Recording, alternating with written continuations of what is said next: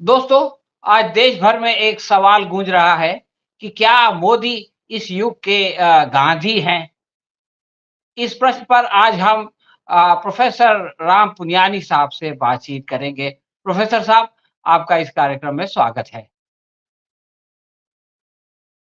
दोस्तों, हमारे राष्ट्रपति श्री जगदीप धनखड़ साहब ने एक कार्यक्रम में ये कह दिया कि गांधी जी जो है वो पिछली सदी के महापुरुष थे और इस युग के जो मोदी हैं, ये जो है वो इस युग के महापुरुष हैं या युग पुरुष हैं। तो इससे एक नया सवाल पैदा हो गया कि अमेरिका के अंदर जो है वो अभिव्यक्ति की स्वतंत्रता बहुत ज्यादा है। अगर वहाँ पर उनकी संसद का कोई अध्यक्ष ये कह दे कि ट्रम्प या बाइडेन ये जो है वो अब्राहम लिंकन जिस हैं इस दौर के, जिस तरह से पहले अब्राहम लिंकन थे, इस तरह से जो है वो इस सदी में, इस शताब्दी में ट्रम्प उनकी जगह पर है। तो आपके ख़्याल में इसकी क्या प्रतिक्रिया होगी? वहाँ का मीडिया और वहाँ के लोग इसको किस तरह से रिएक्ट करेंगे? देखिए, डॉक्टर ये साहब। बात आपकी सच है।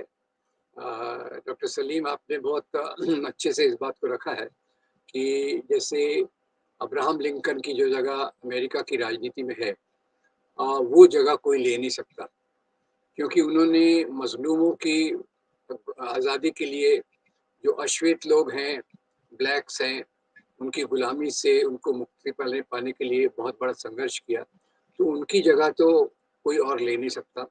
और अगर अमेरिका में भी इस प्रकार की बात हो, तो निश्चित रूप से ऐसे कहने वाले की बहुत मलामत की जाएगी, उसकी बहुत निंदा की जाएगी। और एक बात स्पष्ट है कि इस प्रकार की बात कोई मेरे ख्याल से जो भी जिसको भी थोड़ा-सा इतिहास का ज्ञान है या जो भी थोड़ा मानवता के बारे में जानता है, वो इस प्रकार की बातें नहीं करेगा। तो भारत में जो हुई है, तो आप देखेंगे कि भारत में लगातार मोदी का इमेज खड़ा करने के लिए बहुत कोशिशें होती रही हैं। इन्होंने तो युग पुरुष कहा।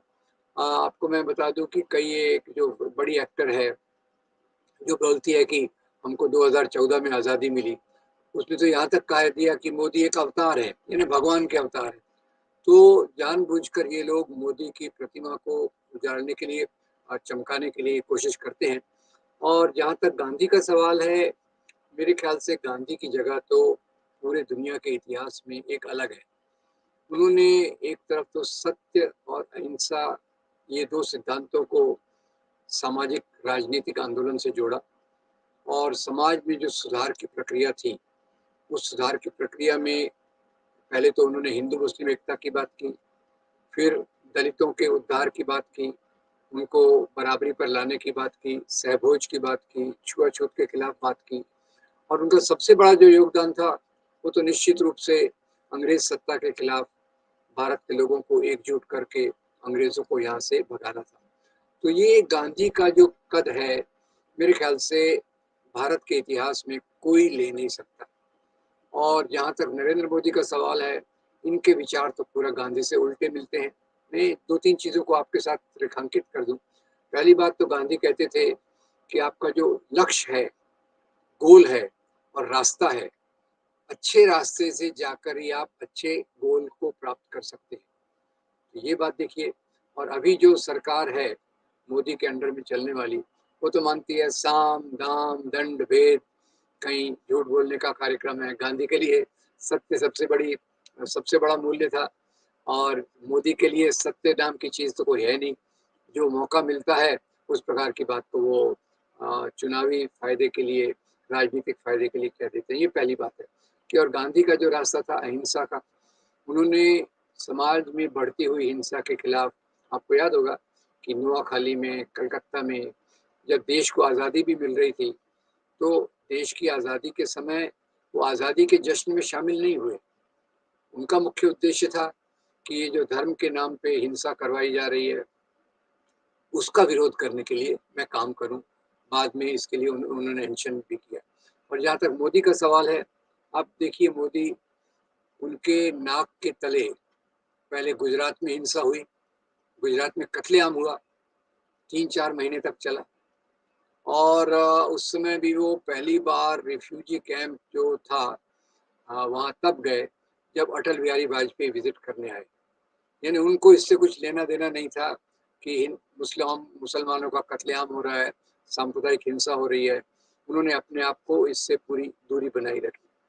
ये तो दूर की बात है। अभी की बात देखिए, मणिपुर में अभी तक हिंसा नहीं रुकी है। मैती और कुकी, खास तौर से कुकी लोगों पे जो अत्याचार हो रहा है, वो अभी तक नहीं रुका। प्रधानमंत्री इसी बीच दुनिया के 2-3 देशों का दौरा करके आए, कहीं से अवार्ड लेकर आए, इतने राज्यों में चुनाव का कैंपेन करके आए, पर उनको मणिपुर जाने का वक्त नहीं मिला। और मणिपुर के बारे में भी उन्होंने जो बात कही, वो काफी उछली बात कही, गहराई से बात जो उन्होंने मुंह खोला करीब 2 महीने बाद, तो वो भी नहीं किया। तो सांप्रदायिक हिंसा के प्रति गांधी का रवैया और मोदी का रवैया, इसको मैं कहूँगा 36 का आंकड़ा, 36 का आंकड़ा। गांधी सत्य और अहिंसा के आधार पे नया समाज बनाना चाहते थे, आधुनिक भारत बनाना चाहते थे। ये एक मुद्दा देखिए। दूसरा देखिए, गांधी का जो राष्ट्रवाद था, अब गांधी तो एक महान हिंदू थे, और उनके राष्ट्रवाद में उन्होंने हिंदू राष्ट्रवाद को पूरी तौर से रिजेक्ट किया। कहा कि धर्म के नाम पे राष्ट्र बन नहीं सकता। और आपको याद है 2014 में जब मोदी जी पहली बार कैंपेन कर रहे थे प्राइम मिनिस्टर के लिए, उन्होंने कहा कि मैं एक राष्ट्रवादी हूँ, मैं एक हिंदू परिवार में जन्मा हूँ, इसलिए मैं एक हिंदू राष्ट्रवादी हूँ। और हिंदू राष्ट्रवाद का मतलब है दो चीजें, एक तरफ तो मुसलमानों को और क्रिश्चियंस को, ये विदेशी धर्म के लोगों का मानना, और दूसरी तरफ से मनुस्मृति के मूल्यों का गुणगान करना। तो ये दूसरी बात। गांधी जी ने जहाँ जाति व्यवस्था के उन्मूलन के लिए अपने आप को झोंक दिया, जिसके कारण उनकी बहुत आलोचना भी हुई, और इसके बाद उन पर पहली बार हमला भी इसी के कारण हुआ 1934 में। दूसरी तरफ मोदी जी की नीतियां ऐसी हैं कि जो जाति व्यवस्था को मजबूत करती हैं और उसका फायदा अपनी राजनीति के लिए लेती हैं। अभी देखिए, अभी मामला चल रहा है जनगणना का, जाति जनगणना का, तो ये उसके पूरी तौर से विरोध में खड़े हैं। उनको लगता है कि जातियों को न्याय मिलेगा तो समाज का बंटवारा हो जाएगा। उसके उलट बात यह है, जब तक जातियों को न्याय नहीं मिलेगा, हमारे समाज की एकता मजबूत नहीं हो सकती। तो एक तरफ गांधी के मूल्य हैं, जिनको मैं कहूँगा मानवता के लिए है, सत्ता के लिए नहीं है, और दूसरी तरफ मोदी का पूरा पूरा एजेंडा जो है वो सत्ता को लेकर ही चलता है। पावर में आने के लिए जो भी खेल खेलना हो, जिस प्रकार की नफरत फैलाना हो, जिस प्रकार का जोड़ तोड़ करना हो, वो सब उनके बस की बात है। अब गांधी जी सत्य से कभी दूर नहीं रहते थे।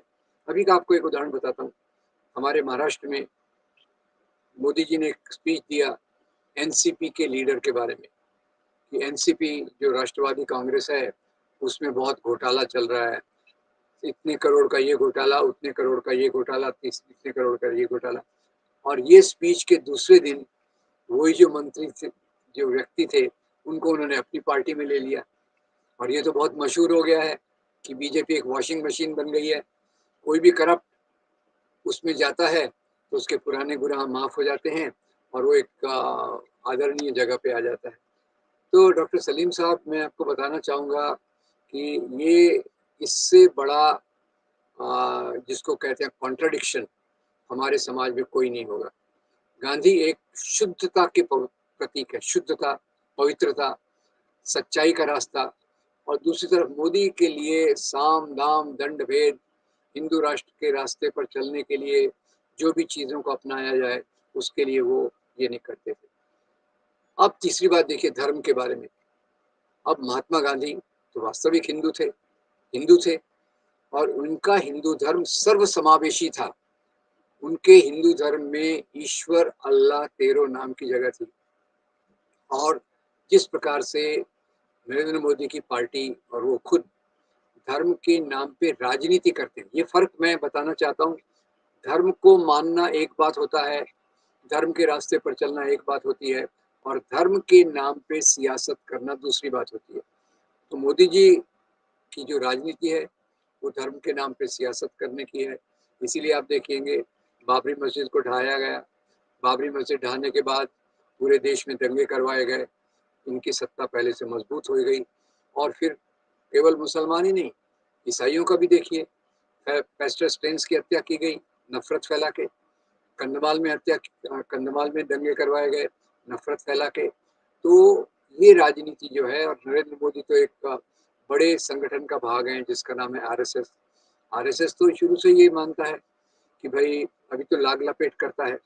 अच्छा, तीसरा एक देखिए, गांधी जी के प्रयत्नों से भारत आज़ाद हुआ और इसी के फलस्वरूप हमारा संविधान बना। और मोदी जी जो हैं वो लगातार संविधान की छीछालेदार कर रहे हैं। एक तो हम जिस रास्ते पर चल रहे हैं वो संविधान से पूरा उलट है, और उनके समूह के कई लोग, जैसे आपको पता होगा अभी डॉक्टर विवेक देवराय जो मोदी के आर्थिक मामलों के मुख्य सलाहकार हैं, उन्होंने तो कह दिया है ये संविधान सही नहीं है, इसको बदला जाना चाहिए। तो ये तो मोदी जी ने उनको कभी डांटा नहीं कि भाई आप गलत कह रहे हो। तो महात्मा गांधी के प्रयत्नों से के परिणति के रूप में भारतीय संविधान आया, और मोदी ऐसी कोशिश कर रहे हैं कि इस संविधान के बारे में उंगली उठाई जाए, उसका विरोध किया जाए। चौथी और अंतिम बात जो मैं कहना चाहता हूँ, गांधी जी ने वाक्य कहा था, वाक्य क्या था? समाज की नीतियां ऐसी होना चाहिए जो लाइन के आखिरी व्यक्ति के भलाई के लिए हो, last man in the Q. ये गांधी जी की राजनीति का आधार था। और अभी आप देखिए, पिछले दिनों से ऑक्सफैम की रिपोर्ट भी आपने देखी होगी, आर्थिक गैर बराबरी बढ़ रही है। कुछ कॉरपोरेट इतने धनी हो रहे हैं, इतने धनी हो रहे हैं कि जिसका शुमार नहीं है, और उनकी नीतियों के कारण अमीर अमीर हो रहे हैं, गरीब गरीब हो रहे हैं, और बाकी जो व्यवस्था है महंगाई की, बेरोजगारी की, वो बढ़ते जा रही है। गांधी जी ने क्या कहा था आर्थिक मामलों में? आर्थिक मामलों में उन्होंने कहा था कि सरकार की नीतियां ऐसी होना चाहिए जो लाइन के आखिरी व्यक्ति तक उसका ख्याल करे। एक और पॉइंट आपको बता दूं कि जैसे शिक्षा का सवाल है, इतिहास का सवाल है, तो गांधी जी ने इतिहास को कैसे देखा, ये भी बड़ा महत्वपूर्ण है। गांधी जी ने इतिहास को देखते समय, हिंद स्वराज का मैं कोट कर रहा हूँ, हिंद स्वराज में गांधी जी लिखते हैं कि यहाँ मुसलमान राजाओं के राज्य में हिंदू प्रजा चैन से रहती थी, हिंदू राजाओं के राज्य में मुसलमान प्रजा राज्य चैन से रहती थी। ये राजा अपने आप में, उनकी लड़ाइयाँ भी होती थी, समझौते भी होते थे। यानी उन्होंने भारत के इतिहास को एक मेल जोल के इतिहास के रूप में रखा। और मोदी जी के नाक के नीचे आज इस प्रकार के इतिहास को यूनिवर्सिटीज़ में, कॉलेजेस में, स्कूल्स में लाया जा रहा है, जो इतिहास राजाओं को हिंदू मुसलमान के आधार पर देखता है, जिस इतिहास के आधार पे खास तौर से मुसलमानों के खिलाफ नफरत फैलाई जाती है, तो इनका कोई मुकाबला नहीं। गांधी जी जो पूरे देश को जोड़ सके, देखिए उनके पास कोई सरकारी यंत्रणा नहीं थी खुद की पब्लिसिटी कराने के लिए।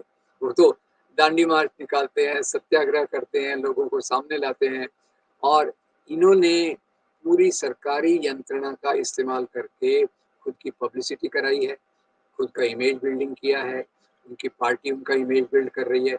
और ये उसी के आधार पे मोदी को एक महापुरुष बताने की कोशिश कर रहे हैं, जो मेरे ख्याल से पूरी तौर से कॉन्ट्रडिक्टरी है। गांधी का मुकाबला मैं कहूँगा भारत में किसी से नहीं हो सकता।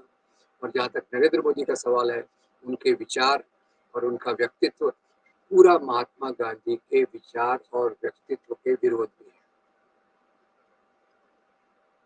तो डॉक्टर साहब, आपने बड़े विस्तार से ये बताया कि किस तरह से गांधी और मोदी, ये दोनों एक दूसरे के बिल्कुल to pole to pole alike, बिल्कुल एक दूसरे के विपरीत हैं। अब हम थोड़ा-सा आगे जाएँ इसके कारण की तरफ, तो ये बात दिखाई देती है कि अभी आपने उसका उल्लेख भी किया कि प्रधानमंत्री मोदी जो है वो संघ परिवार से आते हैं, और संघ परिवार का जो इतिहास है, उसने हमेशा उसके जो बड़े-बड़े विचारवंत रहे हैं, जैसे गोलवलकर या ये कि सावरकर, इन्होंने हमेशा जो है वो वैचारिक सतह पर भी और व्यावहारिक सतह पर भी, प्रैक्टिकली भी और आइडियोलॉजिकली भी गांधी जी की मुखालिफत की। और गोडसे के बहुत नज़दीकी संबंध थे, वो तो पहले आरएसएस में थे, बाद में फिर वो सावरकर के नज़दीक हो गए। तो उस परिवार से आने वाला एक व्यक्ति आज प्रधानमंत्री बना हुआ है, तो उसकी तुलना गोलवलकर या सावरकर या गोडसे से क्यों नहीं की जाती? ये क्यों नहीं कहा जाता कि इस सदी के जो है वो गोडसे ये अपने वो नरेंद्र मोदी हैं या इस शताब्दी के गोलवालकर या सावरकर जो है वो नरेंद्र मोदी हैं। उनको उनका कद बढ़ाने के लिए गांधी जी को क्यों याद किया जाता है? देखिए, गांधी जी को तो याद करना इनकी मजबूरी है। मजबूरी इसलिए है कि गांधी का जो कद है, वो पूरी दुनिया में है। पूरी दुनिया में उनको मान्यता है और इसीलिए उनको इग्नोर करना, उनको बायपास करना किसी के लिए पॉसिबल नहीं। तो इन्होंने आप देखिए दुनिया आज जो जानती है भारत को, वो गांधी के नाम से जानती है, नेहरू के नाम से जानती है। और अभी आप देखिए G20 जब हुआ, G20 हुआ, तो इतने देशों के प्रधान जो आए, आखिर में वो राजघाट पर जाकर उन्होंने अपनी श्रद्धांजलि पेश की। कोई गोडसे और गोलवलकर और सावरकर गया नहीं गए। वैसे तो खैर मैंने जैसे कहा कि ये विपरीत ध्रुव हैं और दुनिया में जब जाते हैं तो गांधी की बात करते हैं, गौतम बुद्ध की बात करते हैं और भारत के अंदर जो विचार ये प्रमोट करते हैं, जिन विचारों को प्रोत्साहन देते हैं, वो विचार सावरकर के हैं, गोलवलकर के हैं। वो रास्ता गोडसे का रास्ता है, जिस रास्ते पर ये देश को ले जा रहे हैं।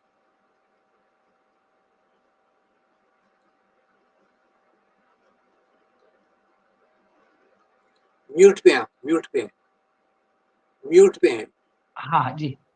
डॉक्टर साहब ये जो बात कही गई, इसमें डायरेक्टली या इनडायरेक्टली कहीं ये संदेश देने का प्रयत्न तो नहीं किया जा रहा है कि गांधी जी का जो दर्शन है, उनकी जो आइडियोलॉजी है, वो अब रेलेवेंट नहीं है, प्रासंगिक नहीं है, बल्कि वो तो पिछली सदी की बात थी। इस सदी में जिसकी बात चलेगी, जिसकी जिसकी नज़रिया चलेगा, वो जो है वो मोदी हैं। तो कहीं इस तरह की कोई साज़िश तो इसमें नहीं नज़र आती? देखिए, साजिश तो आप सही कह रहे हैं, पर निश्चित रूप से वो जो नीतियाँ अपना रहे हैं, खुलेआम वो तो गांधी की नीतियों के खिलाफ जा रहे हैं और जो मामला दलितों के बारे में हो, अल्पसंख्यकों के बारे में हो, तो इनकी और इवन गरीबों के बारे में हो, तो गांधी की जो विचार थे और मोदी के विचार पूरे एक दूसरे के उलट हैं। तो ये एक और आपकी बात सही है कि एक और संदेश देने की कोशिश की जा रही है कि जो गांधी का रास्ता था, समानता लाने के लिए, बराबरी लाने के लिए, सद्भावना लाने के लिए, मोदी का रास्ता उससे पूरा उलट है। इसलिए अभी गांधी का नाम सिर्फ रखिए, गांधी का सिर्फ नाम रखिए और उनके मूल्यों को भुला दीजिए। तो ये भी एक उसमें चाल है कि गांधी का नाम लेकर गांधी की तुलना में इनको रखना और साथ ही साथ गांधी के मूल्यों का पूरा विरोध करके उस रास्ते पे चलना और ये बताना कि गांधी का रास्ता पुराना हो गया है। वो 20वीं शताब्दी थी, वो गांधी का रास्ता था। 21वीं शताब्दी उसके उलट पूरा मोदी का रास्ता है, जो उन पूरे सिद्धांतों के खिलाफ है, जो गांधी ने यहाँ रखे थे। डॉक्टर साहब आमतौर से जो भी मोदी बीजेपी के स्टेटमेंट्स आते हैं, उसकी टाइमिंग पे बहुत ये लोग काम करते हैं। और हम ये देखते हैं कि अभी 5 राज्यों के चुनाव चल रहे थे और 4 हो गए और 5वां एक क्रूशियल चुनाव आने वाला था और बिल्कुल उसकी पोलिंग से पहले जो है वो ये स्टेटमेंट आ गया। और इससे पहले तेलंगाना में बीजेपी बार-बार ये बात कह रही है कि अगर हम सत्ता में आ गए, बल्कि वो तो यकीन के साथ कह रहे हैं कि हम सत्ता में आएँगे, तो हम जो है एक बैकवर्ड व्यक्ति को जो है यहाँ का सीएम बनाएँगे। तो एक तरफ तो एक बैकवर्ड सीएम को प्रोजेक्ट करना, हालाँकि उसका नाम इन्होंने नहीं बताया लेकिन हर कोई ये कह रहा है कि वो बैकवर्ड होगा। और दूसरी तरफ जो है वो धनखड़ का जाकर के मोदी को जो है वो गांधी जी से उस उनको मिलाना या उनकी तुलना करना। तो क्या इसमें कोई पॉलिटिकल संदेश भी है, कोई राजनीतिक संदेश भी है? इसमें राजनीतिक संदेश तो निश्चित रूप से है कि जब भी चुनाव आते हैं ये चुनाव जीतने के लिए अलग-अलग प्रकार के बयान देते हैं। जो उन्होंने कहा कि ओबीसी को हम मुख्यमंत्री बनाएँगे। तो भई आपके पास तो कितने राज्यों की में सरकारें हैं, तो पहले आपने ओबीसी मुख्यमंत्री क्यों नहीं बनाया? एक। दूसरा, जब मंडल कमीशन लागू हुआ, तो मंडल कमीशन के विरोध में आपने रथ यात्रा क्यों निकाली? बाबरी मस्जिद को क्यों ढाया? तो ओबीसी के बारे में ये जो बात कर रहे हैं और जो धनखड़ जी का स्टेटमेंट है, ये तो टाइमिंग है और ये तेलंगाना के चुनाव से उसको टाइमिंग करके रखा गया है, ताकि तेलंगाना के चुनाव में इनको राजनीतिक फ़ायदा हो सके। इससे और ज़्यादा उसका कोई मतलब नहीं है और जैसा मैं बार-बार कहता हूँ, हाथी के दाँत दिखाने के और खाने के और, इनका वही मामला है। कथनी और करनी में बहुत फ़र्क है और कथनी में बोलने में वो सब बातें बोलते हैं, जिससे इनका इमेज चमके, जिससे ये सत्ता में आ सके और जहाँ तक करने का सवाल है, ये केवल हिंदू राष्ट्र के एजेंडा को आगे ले जाने का ही काम करते हैं। एक थोड़ा-सा काल्पनिक सवाल मैं लाइटर मूड में करना चाहता हूँ कि आखिरी सवाल भी है कि मोदी को इस शताब्दी का गांधी कहना ज़्यादा मुनासिब है या गोडसे कहना ज़्यादा मुनासिब है? अब देखिए उनकी पर्सनैलिटी तो कई जो तानाशाह हो गए हैं।